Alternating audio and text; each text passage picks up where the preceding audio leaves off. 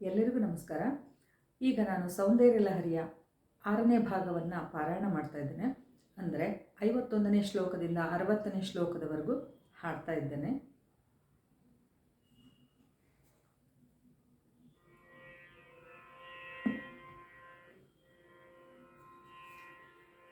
ಶಿವೇ ಶೃಂಗಾರಾರ್ಧ ತದಿತರಜನೆ ಕುತ್ಸನಪರಾ ಸರೋಷಾ ಗಂಗಾಯಾಂ ಗಿರಿಶಚರಿತೆ ವಿಸ್ಮಯವತೀ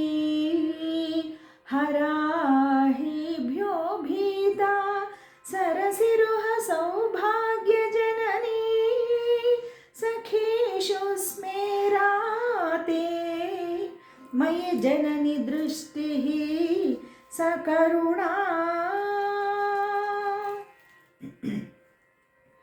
ಗತೆ ಕರ್ಣಾಭ್ಯರ್ಣಂ ಗರುತೈವ ಪಕ್ಷ್ಮಾಣಿ ದಧತಿ ಪುರಾಂಭೇತುಶ್ಚಿತ್ತ ಪ್ರಶಮರಸ ವಿದ್ರಾವಣ ಫಲೇ ಇಮೇ ನೇತ್ರೇ ಗೋತ್ರಾಧರಪತಿ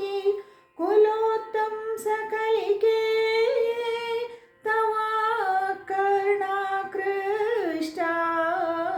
ಸ್ಮರ ಶರವಿಲಾಸಂ ಕಲಯತಃ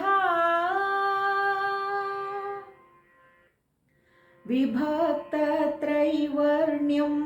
ವ್ಯತಿಕರ್ತ ಲೀಲಾಂಜನತಯಾ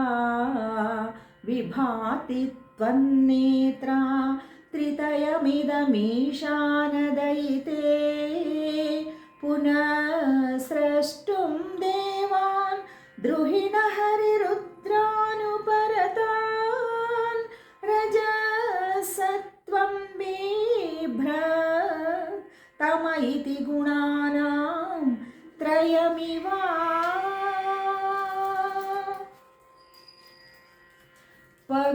ಪವಿತ್ರೀಕರ್ತುಂ ನಃ ಪಶುಪತಿಪರಾಧೀನ ಹೃದಯೇ ದಯಾಮಿತ್ರೈನೇತ್ರೈಃ ಅರುಣಧವಲ ಶ್ಯಾಮರುಚಿಭಿಃ ನದಶೋಣೋ ಗಂಗಾ ತಪನತನಯೇತಿ ಧ್ರುವಮಮುಂ ತ್ರಯಾಣಾಂ ತೀರ್ಥಾನಾಂ ಉಪನಯಸಿ ಸಂಭೇದ ಅನಘಂ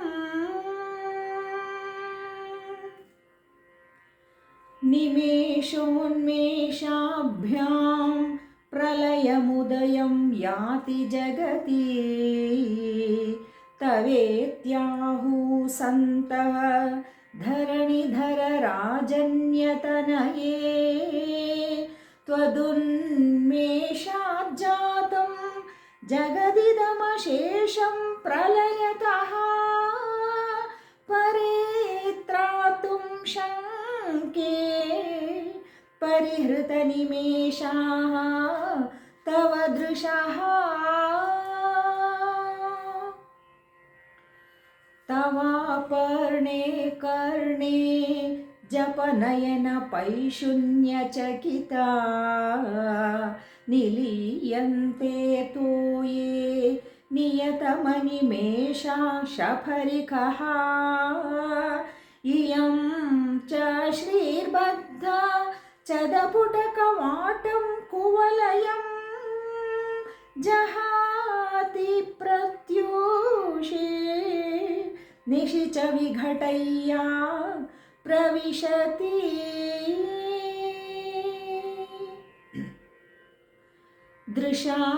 ದೃಶಾದ್ರಾಘೀಯಸ್ಯ ದರದಲಿತ ನೀಲೋತ್ಪಲರುಚಾ ದವೀಯಾನ್ಸಂ ದೀನಂ ಸ್ನಪಯ ಕೃಪಯಾ ಮಾಮಪಿ ಶಿವೇ ಅನೇನಾಯಂ ಧನ್ಯೋ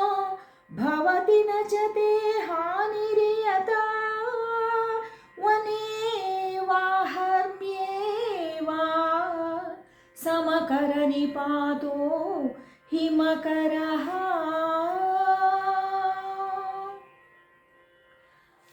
ಅರಾಲಂ ते कालीयुगलं मगराजन्यतनये न केशामाधत्ते कुसुमशरकोदण्डकुतुकं तिरश्चीनो यत्र श्रवणपथमुल्लङ्घ्य विलसन् अपाङ्गव्यासङ्गो दिशति शरसन्धानां दिशणाम् स्फुरद्गण्डाभोग प्रतिफलितताटङ्कयुगलं चतुश्चक्रं मन्ये तव मुखमिदं मन्मथरथं यमारुह्य द्रुह्यत् अवनिरथमार्केन्दुचरणं महावीरो मारः प्रमथपतये सज्जितवते सरस्वत्या सूक्तिः अमृतलहरी कौशलहरी पिबन्त्या शर्वाणि श्रवणचुलुकाभ्यामविरलं चमत्काराश्लाघा चलितशिरसः कुण्डलगणो झणत्कारैस्तारैः